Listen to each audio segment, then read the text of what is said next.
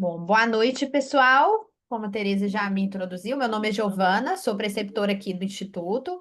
Vamos seguir então com mais uma noite dos nossos protocolos do DRCR-NET. Temos mais quatro hoje.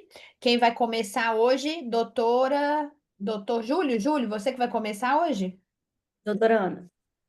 Não, é a Ana. Protocolo AB, né, Aninha? Isso. Muito bem, o palco é seu, fica à vontade. Hoje me deixaram em último. Falaram que eu sempre sou o primeiro. Boa noite, gente. Meu nome é Ana Luísa, eu sou fellow do segundo ano do RETI Instituto e hoje eu vou trazer para a gente aqui o protocolo AB. Esse foi o artigo que eu peguei de referência. O estudo ocorreu entre 2016 e 2020. Os objetivos do estudo. O primeiro era comparar a acuidade visual entre a vitrectomia precoce e a panfotocoagulação com o aflibercept em olhos com hemorragia vítrea secundária, e ficou repetido, secundária retinopatia diabética proliferativa. O segundo objetivo era avaliar o follow-up, as complicações da vitrectomia, o número de injeções que foram necessárias e aqueles pacientes que evoluíram para vitrectomia após terem recebido somente a injeção. O estudo, então, inicialmente era para ser avaliado 200 olhos, só um olho de cada participante poderia entrar. Eles iam acompanhar o paciente por 104 semanas e o resultado primário sairia com 24 semanas. No primeiro ano do estudo, o paciente era acompanhado nas semanas 4, 12, 24, 36 e 52, e no segundo ano o paciente era avaliado somente 3 vezes. É claro que naqueles pacientes que foram submetidos à vitrectomia, eles eram avaliados nos pós-operatórios correspondentes e se tivesse alguma complicação também. Os critérios de elegibilidade, aquele que a gente sempre fala, o paciente tinha que ter pelo menos 18 anos, um olho com acuidade visual entre 20 e 32 e percepção de luz, a hemorragia vítrea devido à retinopatia diabética proliferativa com necessidade de intervenção e a presença de diabetes tipo 1 ou 2. Outro critério de elegibilidade era que não poderia haver descolamento de retina tracional ou história prévia de vitrectomia. Então, os grupos de tratamento, conforme eu falei, somente um olho poderia participar. Os participantes foram divididos igualmente, metade recebeu 2 miligramas de aflibercept e a outra metade realizou a vitrectomia com a panfoto. As injeções, então, o paciente recebia a primeira injeção no baseline e depois a cada 4 semanas durante o estudo. Os desfechos de eficácia que foram avaliados, o primário era a melhora da acuidade visual.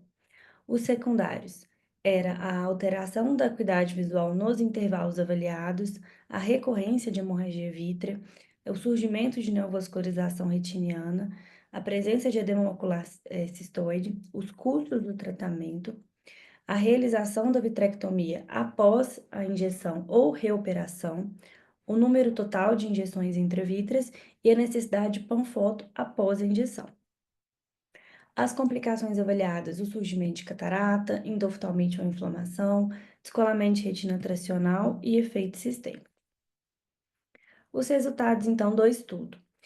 O primário, né, que era aquela acuidade visual nas primeiras 24 semanas, o grupo do aflibercept apresentou uma acuidade de 20,63 e o grupo da vitrectomia também, e não houve diferença estatística entre os grupos.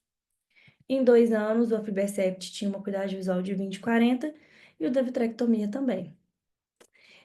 Dos pacientes que inicialmente fizeram injeção, 33% precisaram ir para vitrectomia, e dos pacientes que fizeram primeiro vitrectomia, 32% precisaram do aflibercept. Quase a mesma coisa. E os efeitos adversos? Recorrência de hemorragia vítrea foi um pouco maior no grupo que recebeu só a injeção. A ocorrência de descolamento de retina tracional foi bem semelhante, foi um efeito raro, né? 5 do grupo da injeção versus 4 no grupo da Vitrer. O aumento de pio também foi muito semelhante e foi relativamente raro, 3 da injeção contra 2 da vitrectomia. A progressão de catarata foi mais significante no grupo da vitrectomia, conforme é o esperado. E as conclusões do estudo, então, é que não houve diferença estatisticamente significante da acuidade visual ao longo do estudo entre os grupos que receberam a aflibercept intravítrea inicial contra aqueles que fizeram a vitrectomia precoce associada à panfotocoagulação retiniana. Entretanto, apesar de não haver diferença estatística, os autores ressaltaram que o estudo pode ter sido subdimensionado e que a amplitude desse intervalo de confiança não pode, sugere que, na verdade, a gente pode ter sim um benefício da vitrectomia precoce. E então, quais são as implicações clínicas desse estudo? Já que não tem tanta diferença estatística provada, a decisão terapêutica deve considerar o potencial benefício individual do paciente, o risco de recorrência, a necessidade de intervenções adicionais, o perfil de risco ocular e sistêmico do paciente. E é isso. Como é que é?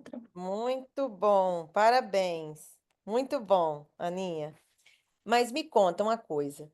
No seu modo de pensar, Ana, você acha que esse protocolo te acrescentou em algo, assim, na sua visão atual Não, eu achei ele do bem confuso. tratamento da HV? Não, eu acho que ele mesmo no final ele fala que ele teve várias limitações, que precisa de mais estudo. Então, assim, eu achei que é vitrectomia mesmo.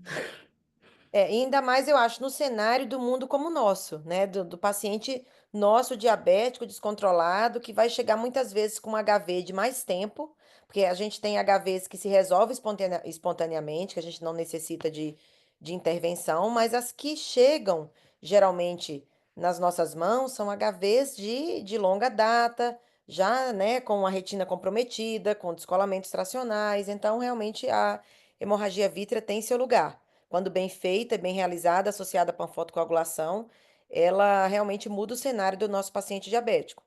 Mas traz um benefício também de um paciente que às vezes está num centro longe e que não tem o recurso da vitrectomia. E aí, às vezes, a utilização para determinados tipos de HIV, ok? Do aflibercept, nesses casos, pode até melhorar, às vezes, o prognóstico daquela HIV quando ela for ser tratada adequadamente com cirurgia. Então, dependendo do cenário de onde o paciente esteja, o antiangiogênico tem seu lugar também, tá? Então é bom a gente ter isso aí provando para nós assim mais esse arsenal terapêutico do uso do antiangiogênico para HIV devido ao protocolo AB, tá? Foi aí onde surgiu o uso do aflibercept para essa função aí da HIV. Vocês têm alguma dúvida em relação a esse protocolo? Eu acho que ele é bem. Foi um protocolo que disse mais ou menos isso pra gente, tá? Mas a grosso modo que a nossa vitrectomia aí antiga, ela ainda tem o seu lugar e um lugar, um lugar importante. Então agora, né, Gi, a gente vai para o próximo palestrante, que é a doutora Caroline Isso hoje. é a Carol, né, Carol? Isso, Você, né? Protocolo TX. Isso, sou TX, eu. vamos lá.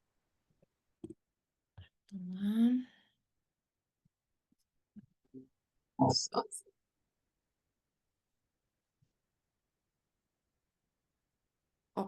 Então, boa noite a todos. Meu nome é Caroline, eu sou fellow do primeiro ano, e hoje a gente vai falar um pouquinho sobre o protocolo TX, que foi um protocolo desenvolvido entre o ano de 2017 e 2019.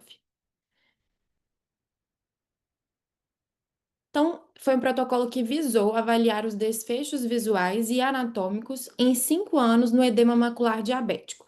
Foi um estudo de extensão do protocolo T. Então, vamos falar um pouquinho do que foi o protocolo T original. Então, foi um estudo clínico randomizado feito entre os anos de 2012 e 2015. Ele comparou 3 anti-VEGFs, o aflibercept, o bevacizumab e o ranibizumab, no tratamento do edema macular diabético centro-envolvente. Participaram desse estudo 660 pacientes com diabetes e acuidade visual entre 20/32 e 20/320. Esses pacientes foram acompanhados por 2 anos, com esquema fixo de tratamento e exames mensais. E os resultados iniciais desse protocolo T mostraram que todos os anti-VEGFs funcionavam, mas que o aflibercept ele foi melhor nos pacientes com acuidade visual mais baixa no início. Já em relação ao protocolo TX, que foi o estudo de extensão do protocolo T.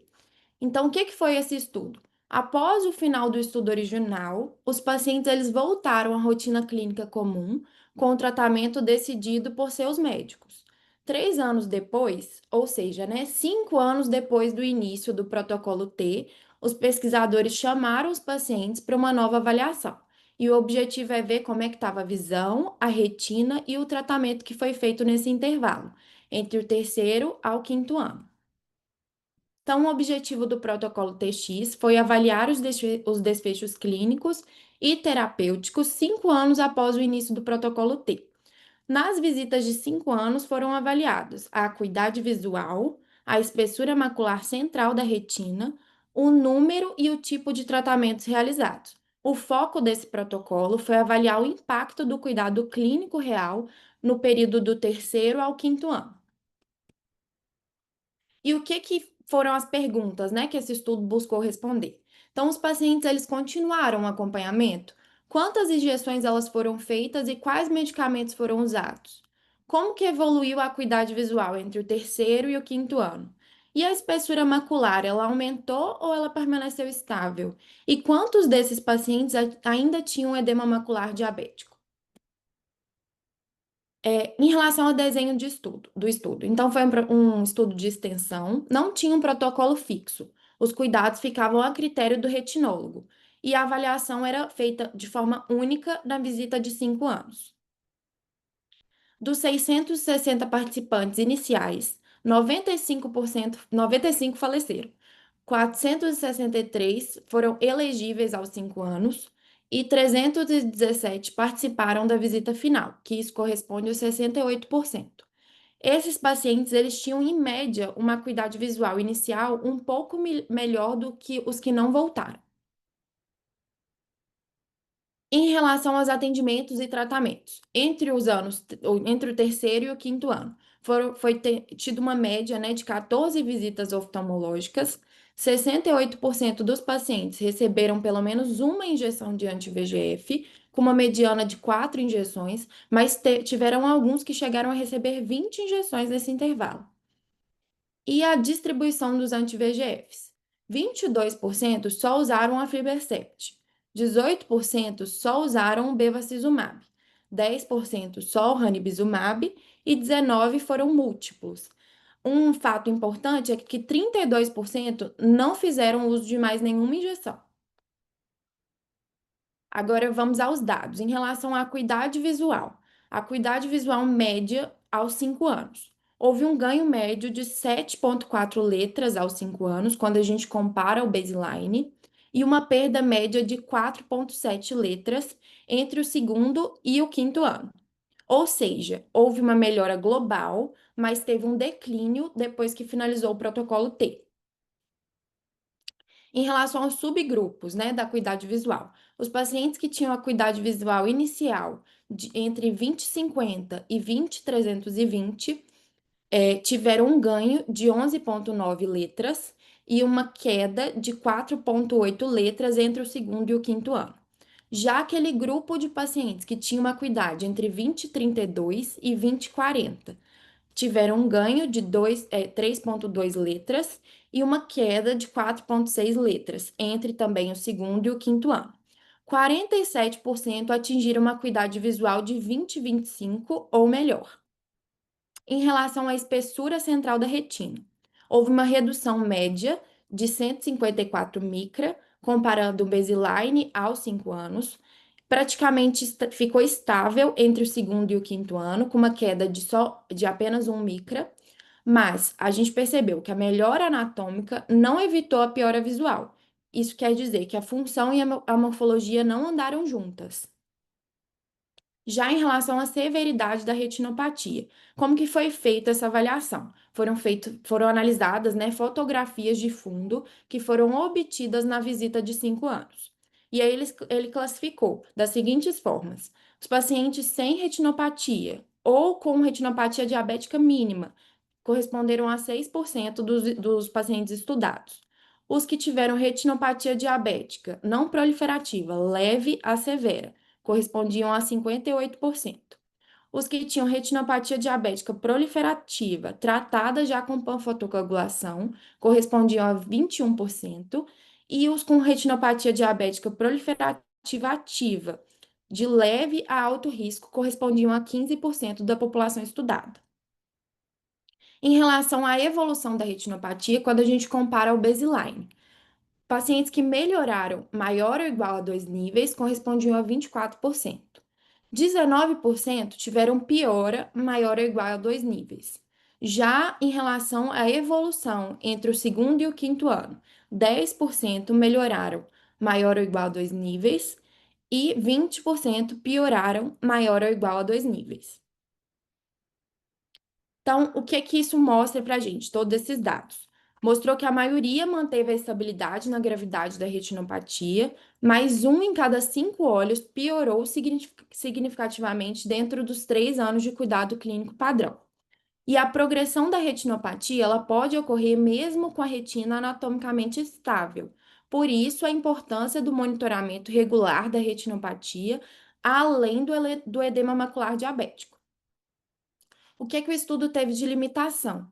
Só 68% dos elegíveis completaram a visita. Teve um viés de seleção, já que os participantes eles tinham uma acuidade visual melhor, e o tratamento entre o terceiro e o quinto ano ficou a critério do médico, não existia um padrão para todos os pacientes. A comparação entre os agentes terapêuticos e após 2 anos, elas não são válidas. Outro fator, vamos falar agora das conclusões, né? Então, mesmo sem seguir o protocolo, a maioria dos pacientes, eles mantiveram um ganho visual a 5 anos. 95% dos pacientes mantiveram acompanhamento, 68% receberam maior ou igual a uma injeção de anti-VEGF, houve um ganho de visão sustentado quando comparado ao baseline e uma queda de aproximadamente 1 linha entre o terceiro a 5 anos. A espessura macular central, ela permaneceu estável, indicando um possível desacoplamento entre a função e a morfologia. Então, explicando de uma forma mais direta, o ganho visual ele foi mantido, mas não totalmente, o que sugere que houve uma perda parcial dos ganhos sem o tratamento estruturado. Já em relação ao edema macular, houve uma melhora e permaneceu estável. A espessura macular ela não correlaciona bem com a acuidade visual. Nem sempre o que parece seco funciona bem. E menos da metade manteve o tratamento ativo. 32% dos pacientes não fizeram nenhuma injeção dentro de 3 anos. E a retinopatia ela pode progredir mesmo quando o edema macular está estável. Então, a fotografia do fundo continua sendo essencial no segmento. Então, para finalizar, o que que a gente deixa de mensagem é que o segmento deve ser contínuo e individualizado, que essa é a forma essencial do acompanhamento. Esses resultados, eles mostram para a gente a diferença entre o protocolo ideal e a vida real. E nós precisamos de mais estratégias para manter os ganhos visuais a longo prazo. Maravilha, Carol. Ó, bom demais. Ô, gente, só um adendo aqui. Imagina se a gente tivesse um protocolo de extensão para cada protocolo que a gente viu aqui. O tanto de surpresa que a gente ia se deparar. Não é verdade? Imagina o protocolo T, o inicial, né? Sem ser a extensão. O tanto de dados que nos mostrou. E aí depois esses pacientes vão para a vida que segue, vão para a vida real, são jogados nas suas rotinas, nas suas vidas, né? Saem daquele protocolo ali rígido, fixo, com direito a medicações, com tudo estável ali dentro ali daquele quadrado, e de repente você que chama de novo eles. Imagina, vem cá vocês todos de novo aqui depois de 3 anos para a gente avaliar. Então, cada um vai ter uma história diferente, um segmento diferente. Provavelmente, porque eu acho que aqueles que voltaram foram os que melhoraram bem. Aqueles que melhoraram durante aqueles 2 anos falaram: Nossa, gente, foi bom demais para mim, vou voltar. Que está naquela parte daqueles pacientes respondedores, tá? Se a gente for ver a parcela de pacientes não respondedores em qualquer estudo clínico, geralmente cai aí na faixa de 32% de pacientes que não respondem, mesmo em protocolos, em clinical trials, super seguros, com várias medicações, 32% dos pacientes não respondem ao tratamento. Então, provavelmente, aquela porcentagem ali que voltou foram dos pacientes que melhoraram bem, com certeza. Imaginaram assim: nossa, se eu fui tão bem, vou voltar, que deve ter algo para eu ficar melhor ainda. Então, é uma parte crítica aí que eu tenho, é porque realmente quem voltou foi quem estava melhor. Então, às vezes, justificando esses dados tão bons assim, porque quando a gente olha, realmente foram dados bastante positivos, né?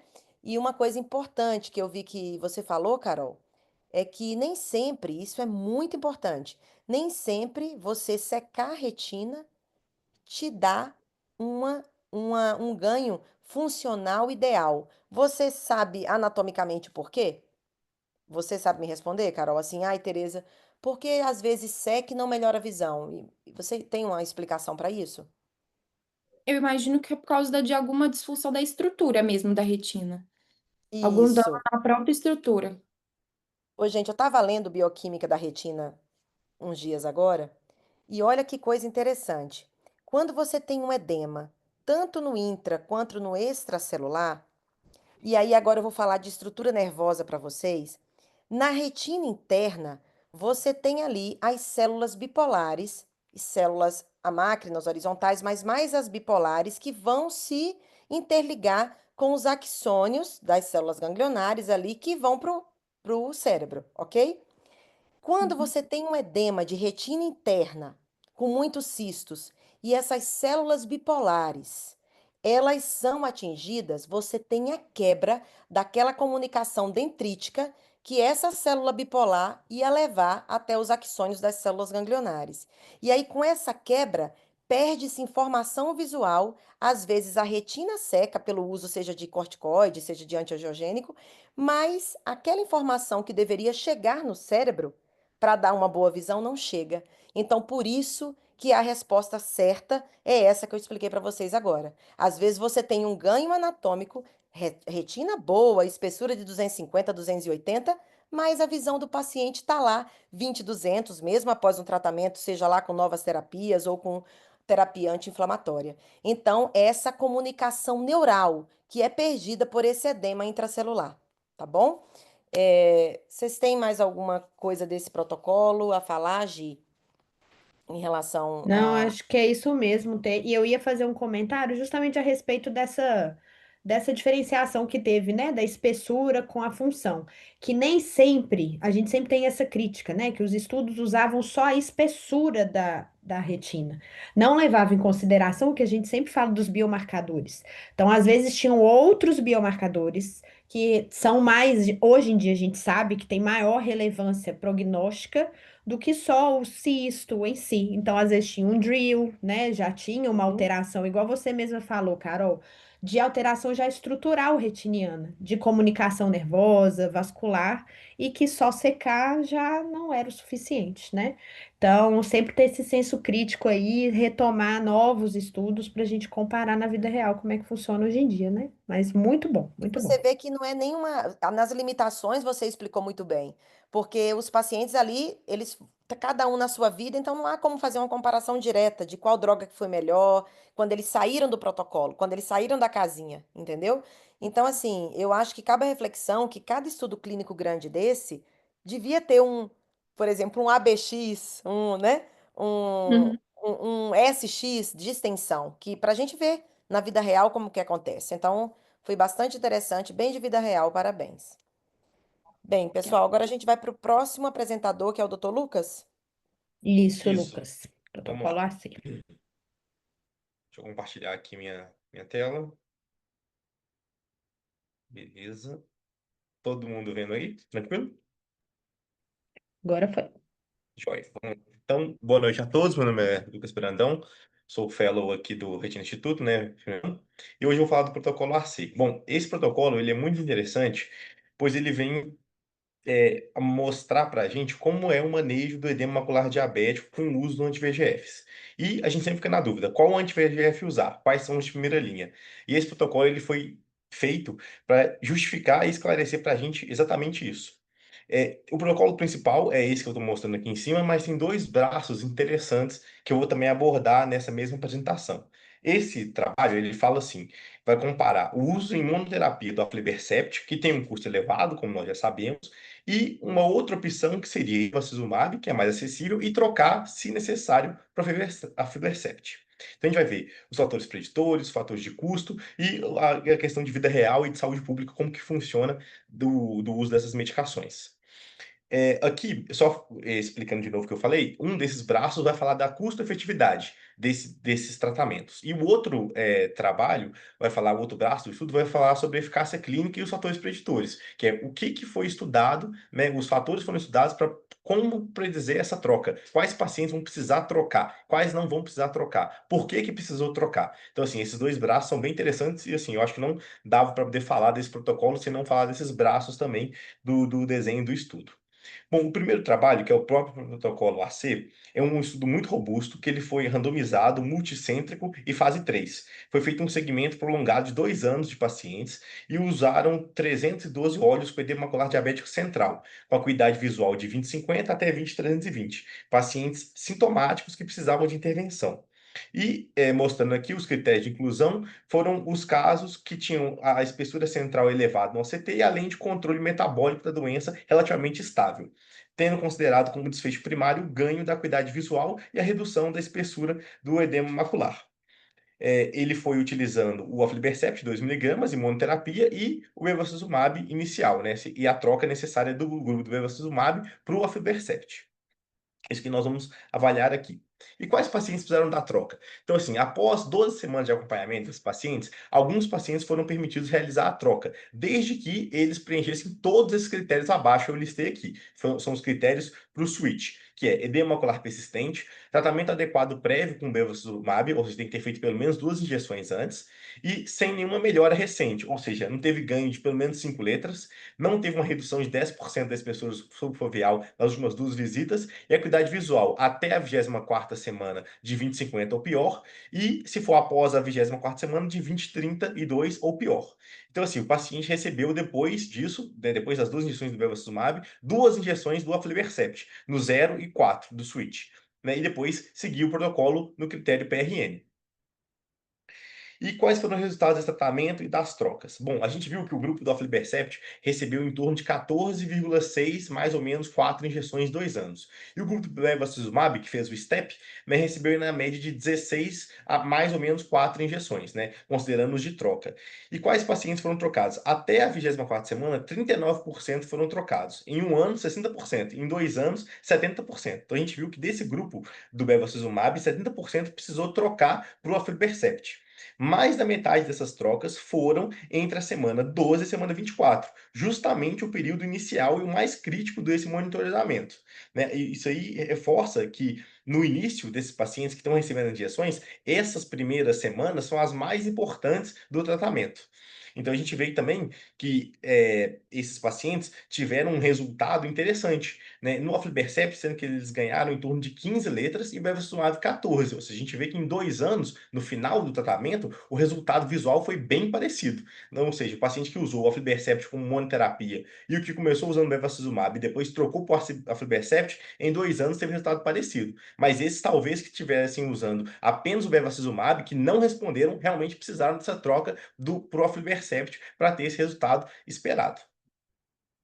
Aqui a gente vê o ganho, né, os resultados secundários desses pacientes, que é o ganho de visão maior de 10 letras, mais ou maior ou igual a 10 letras, que foi em 76% dos olhos. Como a gente pode ver aqui nessa tabela aqui da esquerda, a gente vê que os grupos eles sobem bem próximos ali e no final dos 2 anos eles chegam quase no mesmo ponto. E também a gente vê no gráfico de baixo a questão da espessura macular central. A gente vê que realmente começa com uma espessura aumentada e a partir vão passando as semanas e feito as injeções, que são os pontinhos ali demarcados, a gente vê que no final a espessura retiniana foi bem parecida, né? No final a gente vê ali que o aflibercept chegou numa espessura média de 192 da mácula central e do bevacizumab de 198. Então, ou seja, bem próximo e não foi até significativo, né? Em 2 anos, essa redução a gente vê ali que foi 60% do aflibercept e 55% do bevacizumab, ou seja, foram bem próximos. Então, assim, o que que isso importa, né? Só terminando de esclarecer. Embora esses pacientes, 70% precisou fazer a troca nesse modelo escalonado, não comprometeu o resultado visual. Ou seja, o interesse de a gente às vezes, começar com uma terapia mais barata, que eu vou explicar mais para frente, e depois trocar, se esses critérios forem preenchidos, é mais interessante do que a gente entrar com uma terapia mais cara. E aqui, esse outro trabalho, que é junto do protocolo AC que eu estou falando, então a gente vê que o aflibercept, o custo médio dele por injeção foi $1.945, enquanto para o bevacizumab foi $182 por injeção.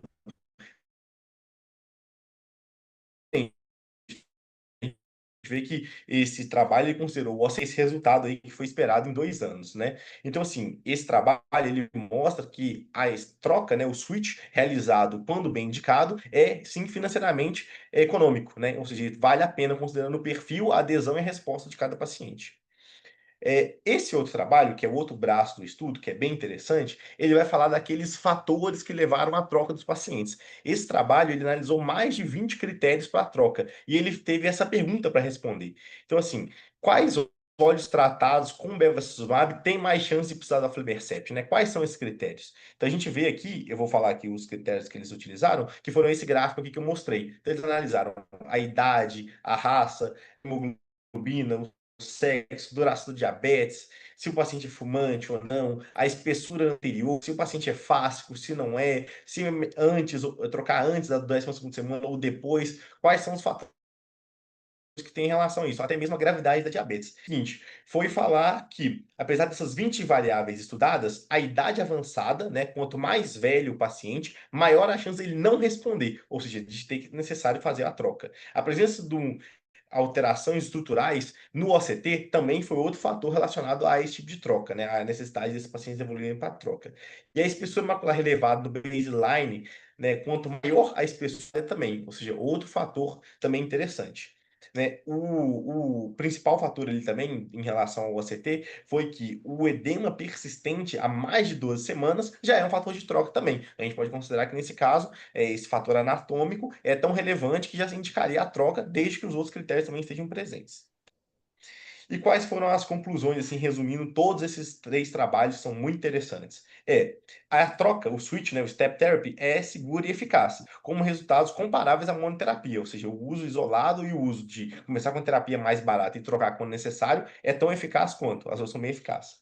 A resposta anatômica e funcional desses pacientes é muito interessante. E isso aí tem que ser avaliado nas primeiras semanas, ou seja, esses pacientes têm que ser acompanhados bem no início com OCT e consultas próximas, para ver se tem essa troca e se esses pacientes respondem bem. E também que o bevacizumab ele é mais custo-efetivo do que o aflibercept. Tem uma economia em torno de $12.500 por paciente nesses 2 anos de tratamento. Ou seja, isso aí mostra que apenas se o aflibercept cair muito o preço, vai valer a pena, mas a gente não vê isso como realidade hoje em dia. E esse protocolo AC mostra que o tratamento desses pacientes tem que ser individualizado. Não adianta falar assim, vai ser esse anti-VEGF para todo mundo. Não é isso. A gente tem que ter essa flexibilidade e essa análise com o passar do tempo para ver qual paciente vai responder melhor e qual vai ter o melhor resultado no final do tempo de tratamento. Eu acho que é isso, gente. É muita coisa, esses protocolos são bem grandes, mas são muito interessantes. Então, eu precisava trazer esses outros 2 braços do estudo, por mais que eu falei mais rapidinho aqui deles, que eles completam bastante esse protocolo AC. Qualquer dúvida, eu estou à disposição também. Maravilha, viu? Ó, gostei da subanálise que você colocou do artigo, viu, Lucas? Gostei muito. Eu já ia É, é, até é- comentar, mas essa sobre essa análise precisa subanálise fazer. você já colocou aí no bolo. É, Adorei.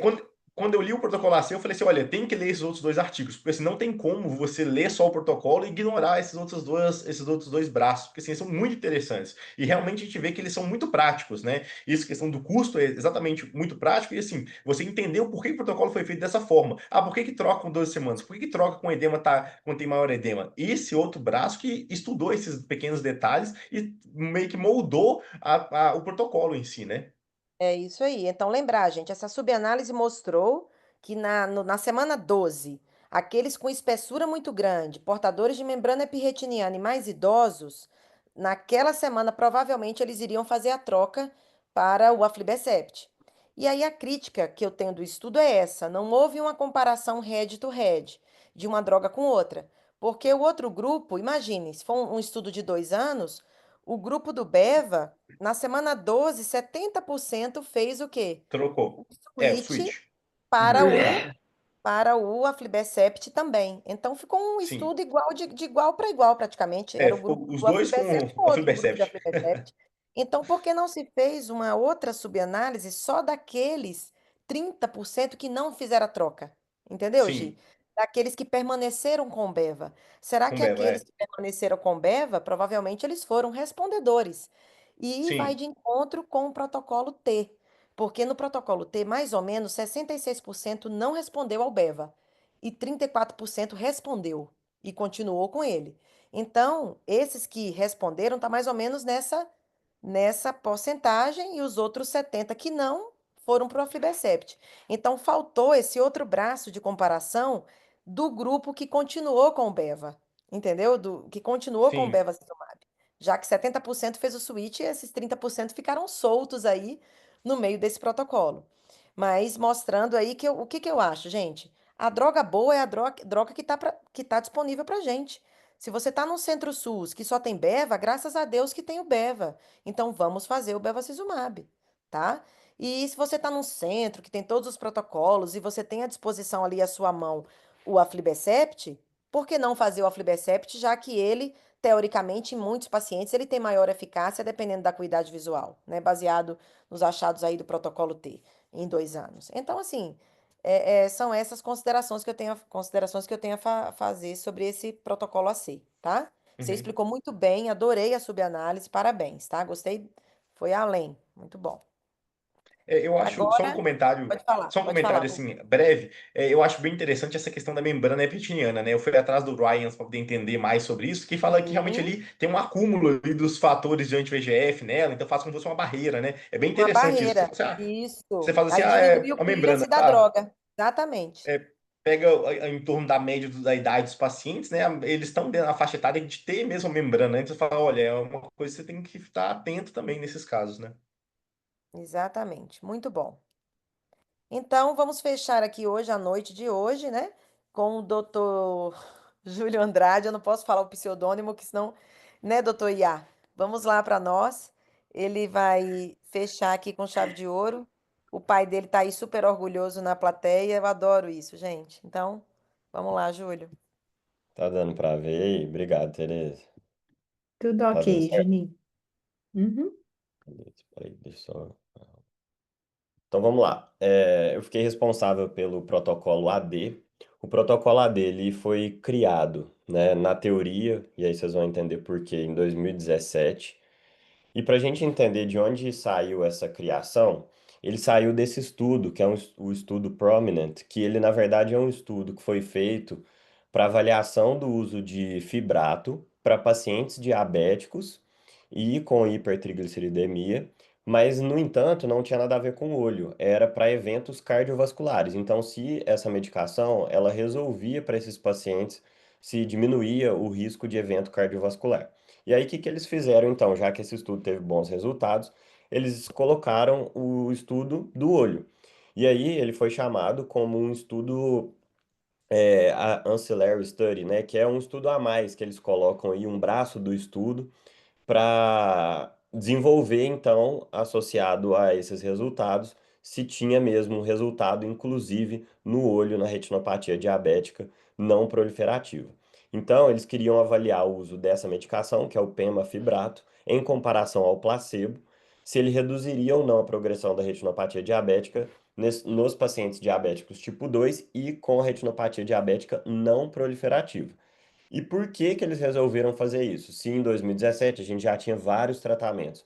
Porque apesar dos tratamentos que a gente tinha, dos avanços, os tratamentos que nós temos hoje são tratamentos invasivos, né? Então a gente faz um laser, uma injeção, e eles queriam ter uma alternativa que fosse mais acessível para a população em geral. Então, uma medicação oral, às vezes, igual o paciente toma uma medicação para o diabetes, para regredir a retinopatia diabética seria mais interessante a nível populacional. E aí, o que que eles desenharam para esse estudo? Seria um estudo longitudinal, multicêntrico, randomizado e duplo cego. E aí, os objetivos que eles colocaram era avaliar se o pemafibrato reduziria a progressão da retinopatia diabética em comparação com o placebo, a redução do edema macular, a prevenção da perda visual e a segurança da medicação no estudo. E quais eram os critérios de elegibilidade para os pacientes? Maior de 18 anos, o diagnóstico de diabetes e o paciente na avaliação, ele tinha que ter a retinopatia diabética não proliferativa. E quais foram os grupos que eles colocaram para o tratamento? Então, era o grupo do pemafibrato, que 0,2 miligramas 2 vezes ao dia, e o placebo. E os desfechos que eles gostariam de avaliar nesse estudo: a progressão da retinopatia diabética e o desenvolvimento de edema macular, a espessura dessas alterações no OCT e a proporção dos pacientes que poderia evoluir para o edema macular diabético central, a acuidade visual e, de novo, a segurança da medicação. E os eventos adversos que eles colocaram nesse protocolo para ser estudado. Os eventos adversos, eles eram baseados principalmente na avaliação da segurança, baseada em dois pontos: nos relatos dos pacientes e nos exames laboratoriais. Os exames laboratoriais, eles iam avaliar o rim, o fígado desses pacientes e ter esse acompanhamento. E nos relatos, esses relatos, na teoria, seriam feitos a partir das visitas oftalmológicas que esses pacientes queixassem nos retornos. E aí, o que fica de discussão para o artigo, já que esse artigo ele não foi feito, o estudo ele não foi realizado.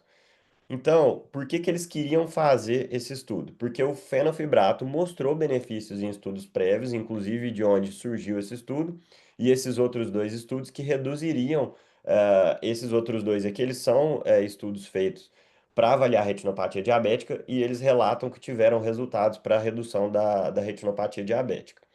E principalmente nesse fator que, se a gente for olhar, né, é muito interessante mesmo se der certo, se der certo, que é essa relevância para essas regiões de difícil acesso, para terapias injetáveis. Então a gente vendo esses pacientes a nível no contexto brasileiro, para regiões que às vezes pelo SUS ali o paciente não consegue ter acesso, ou às vezes demora demais. Então, por exemplo, para um sistema de saúde, para a UBS, seria um tratamento muito interessante para esses pacientes, né? Apesar dele ele ainda não ter o diagnóstico do oftalmologista, mas ele já tem uma medicação que ele consegue usar para impedir uma progressão da retinopatia diabética. Só que o estudo não foi realizado, porque ele não teve uma captação, né, do número de pacientes necessários, de pessoas, e acabou não indo para frente, então não foi colocado à prova aí. E aí é isso, bem direto. É interessante na teoria, mas na prática ele não foi feito. Maravilha, é isso que eu ia falar, Júlio. O AD, ele teve a ideia inicial muito bacana de avaliar essa parte da multidisciplinaridade, mas aí não chegou às vias de fato. Deixou só jogou, entendeu? A Só ideia o no ar. melzinho, só deu o melzinho e É, não foi pra mas frente. aí você falou muito bem aí, Júlio, do acorde, que é um protocolo que usou o fenofibrato e ele diminuiu ali também, além de reduzir até níveis né, dos índices deles de lipídios, de tudo, ele também melhorou a progressão ali da retinopatia, principalmente naqueles pacientes que têm aqueles exudatos duros exuberantes em região de mácula. Pacientes que têm edema macular, mas por conta de exudatos duros, eles se beneficiam de uma terapia hipolipemiante. O acorde mostrou isso também, tá? Então, esse protocolo dele viria para consagrar isso aí. Eu acho que deixou só esse adendo. Em breve, quem sabe, alguém reacende a luz do estudo e lança até uma outra droga, né, mais seletiva, hipolipemiante, que facilite aí o estudo, sabe? Então. O grande tchan da questão é esse, só deixou a ideia no ar, tá? Mas é uma coisa que na minha prática, gente, quando eu vejo um paciente meu com edema macular diabético e tem muito exudatos duros, sabe? Até às vezes aqueles exudatos que ficam muito em região subfoveal ali, mais depositados ali em retina externa, esses pacientes se beneficiam demais. Vocês podem pedir para eles. eh, Colesterol total e frações, tudo que vai vir alterado. E às Isso vezes que eu ia até falar, que reencaminha. normalmente eles têm os exames laboratoriais bem alterados, né? Bem alterados e às vezes não estão tomando medicação nenhuma para isso. Claro que não é o nosso papel também passar isso, mas poder orientar esse encaminhamento para o cardio, para ele começar a fazer essa terapia hipolipemiante, é uma coisa a mais que a gente tem no arsenal dos nossos pacientes com edema macular diabético, né? Além, claro, do controle da obesidade, atividade física, do próprio controle da glicose com o endocrinologista e hemoglobina glicosielada, da flutuação glicêmica, que cada vez mais os endocrinologistas têm batido na tecla. Não é nem a glicose de jejum tá boa, nem a glicada, é a flutuação glicêmica desse paciente ao longo do dia, que é um outro biomarcador aí novo que tem se falado bastante. Então, Júlio, jogou a ideia no ar e eu acho uma ideia, assim, boa da gente aplicar na nossa prática clínica, da gente observar mais de perto esses pacientes com exudatos duros e tentar mais vezes encaminhar para o cardiologista para essa terapêutica aí multidisciplinar. Parabéns, viu? Pessoal, mais alguma pergunta? Eu achei assim, os protocolos de hoje, a sopa de letrinhas A, B, A, C, A, D, sensacionais. E o TX, né, da Carol. Então, gente, eu sei que às vezes é difícil a gente colocar em mente tanta letra, né? Mas assim, vamos pensar, o AB, vamos lembrar, da vitrectomia ali versus o aflibercept. O AC, o aflibercept versus o Beva. E o AD, o estudo aí da droga que não foi para frente e polipemiante, né? Por questões aí de logística mesmo. E o TX, que foi um protocolo de extensão do protocolo T. Então, assim, não se preocupem. Em breve a gente vai ter um e-book com todos esses protocolos quando a gente finalizar as lives, que aí vai ficar de fácil acesso para vocês, quando tiverem alguma dúvida, folhear lá, assim, no PDF, né, virtual, e lembrarem desses protocolos. Mas, ó, todos são aplicados, esses, né, Gi, ultimamente são muito aplicáveis na nossa prática. Isso é que é interessante. Então, muito bom, viu, gente? Atualmente, tá, os protocolos estão aí no nosso dia a dia, então tá ficando bem mais interessante, sim. Alguma pergunta? Tudo certo? Ai, que bom. Hoje foi eles, cada vez mais, eles nem precisam de nada, né, Gi? Eles já se soltam aí e Já fazem fazem todo o as trabalho. próprias análises, estão brilhando muito com as Muito. próprias A- opiniões. Agora, gente, é o seguinte, quem está aqui em Belo Horizonte, eu acho que todos estão aqui, né? Todos da nossa equipe, não se esqueçam de fazer a inscrição do próximo curso no dia 7 de junho. As vagas estão quase esgotadas, é um curso gratuito. Teremos uma convidada de honra, que é a doutora Dorothy Dantes, que vai falar aí pra gente sobre degeneração macular e outros convidados aqui do Retina Instituto. Então, não percam o prazo de inscrições, tá bom? Vejo vocês daqui a 15 dias com mais uma noite densa de conhecimento desses fellows maravilhosos. Eu sou suspeita, né, Gi, para falar deles, tá? São incríveis. Marco, vem ver seu filho pessoalmente, se puder. Ele deve ter saído, mas fala para ele vir, tá, pro curso. É. Ele Ok, vem. Vai Tchau, obrigado ser pelo ótimo. convite. Eu vou sim. vem sim, Ah, vai Marco, ser vem sim. ótimo. Tô te esperando. Marinês vai estar aqui, todo mundo você conhece. Ok. Ele vai falar sobre IA também? Ah, ele que manda. Ele, se ele quiser, ele dá uma brecha para nós, quem sabe? Quem sabe, hein? Ele faz 30 minutinhos de IA para nós, para os leigos, para os jurássicos. Ah, eu sou Acho a maior válido. propagandista. É. Então tá, gente, ó, beijos. Boa noite, Tchau. Valeu. pessoal. Obrigada. Tchau. Sucesso, meninos.